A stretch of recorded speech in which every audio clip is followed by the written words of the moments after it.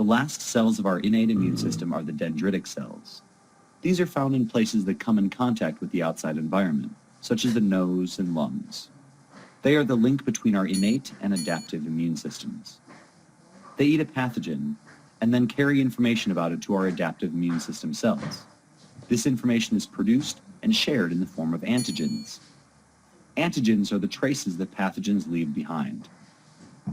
They are molecules found on the surface of pathogens that can be detected by our adaptive immune system for recognition.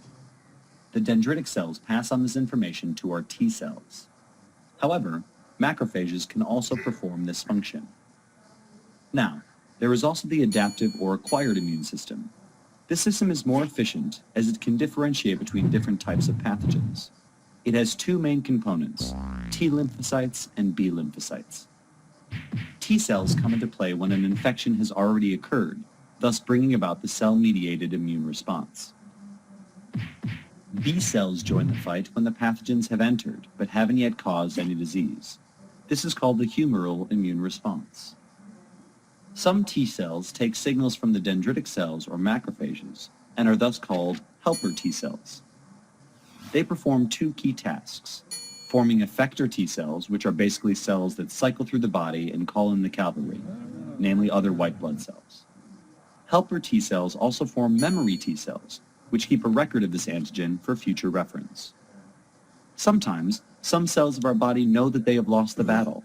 They have become heavily infected with pathogens, so there is no hope left for them. At this point, the immune system brings out the cytotoxic T cells. These cells rush over and perform a mercy killing for the infected and dying cell. Furthermore, we have the B cells. They produce chemicals called antibodies, which fit on the antigens of pathogens, much like how a lock and key fit together. These antibodies crowd around a pathogen and act like tags. They signal the macrophages to come and kill the marked pathogen. B cells also produce memory B cells when they encounter an antigen. The B and T memory cells jointly maintain a record of all encountered infections, and thus strengthen and solidify the body's immune response to these infections in the future.